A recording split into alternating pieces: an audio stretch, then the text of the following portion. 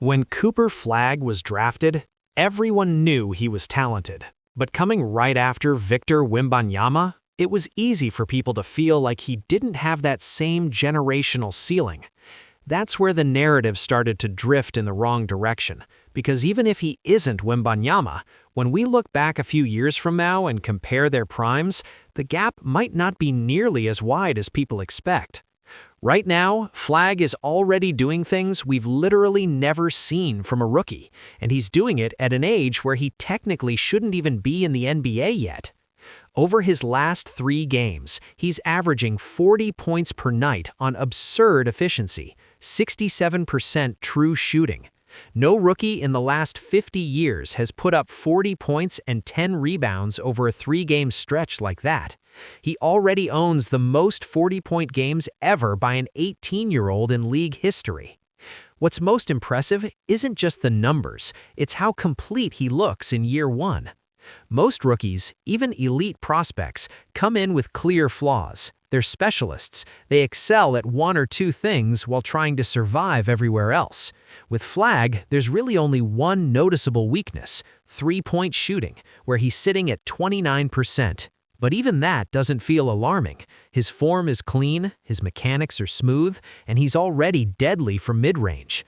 The Dallas Mavericks have even trusted him to run point guard at times this season, a decision that was heavily criticized early on. But head coach Jason Kidd made it clear from day one. He wanted to throw Flagg into the fire, force him to learn on-ball responsibility, build habits that matter long-term. It's starting to pay off. Kidd did something similar years ago with Giannis in Milwaukee, and we all know how that turned out. Flagg is in the 86th percentile in usage rate and has the ball in his hands constantly. He's seeing aggressive coverages every night. He's being forced to read defenses, make decisions, and handle physical pressure, responsibilities that usually take years to grow into. Yet, he's figuring it out now. His ball handling against strong defenders has become a weapon. He absorbs contact, keeps his dribble alive, and gets to his spots with strength and control. In the short mid-range area, he's already elite, taking nearly 6 shots per game there and converting at 50%. Floaters, quick pull-ups, hesitation moves, he's carving defenses apart. Against the Houston Rockets, he nearly dragged Dallas back single-handedly, attacking one of the West's better defenses over and over again. But what separates good scorers from great offensive engines is playmaking. That's where his point guard reps really show. When defenders collapse, like when LaMelo Ball sinks into the lane, Flagg immediately kicks it out to shooters like Caleb Martin for open looks. He's initiating offense, reading help defenders, and making advanced decisions under pressure. He's not a traditional point guard bringing the ball up every play. Players like Najee Marshall handle some of that responsibility, but Flagg is doing the heavy lifting where it matters. And once lineup spacing improved, especially with Anthony Davis sidelined and more shooting around him, his impact exploded. He collapses defenses and finds open shooters with ease. His assist-to-turnover ratio ranks in the 97th percentile. Offensively, he's ahead of schedule, but defensively, that's where this gets scary. Flagg is already a legitimate two-way force. He challenges shots at the rim, blocks attempts from behind in transition, and rotates instinctively. Opponents shoot over 4% worse at the rim when he's the primary defender. For a wing to defend the rim at that frequency and that effectiveness as a rookie is absurd.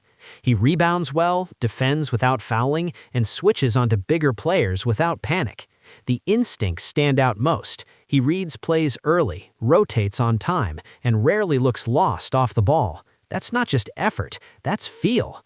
Late in games, when the Dallas Mavericks need stops, he isn't hiding on weak matchups. He's engaged, communicating, making plays. When you combine the scoring versatility, the playmaking growth, the defensive instincts, and the mentality, one comparison keeps surfacing: LeBron James. That might sound bold, but the parallels are real. 6'9" wing, high-level scorer, primary creator, two-way presence. And like LeBron early in his career, Flagg isn't afraid of big moments. He doesn't disappear late in games. He demands the ball. He makes decisions under pressure. The confidence isn't loud, it's steady. There's also a competitive edge there. In a recent matchup against the Charlotte Hornets, facing former college teammate and Rookie of the Year rival Con Knuppel, Flagg started slow with just 2 points after 1 quarter. By the end of the night, 49 points. That ability to flip frustration into dominance says a lot.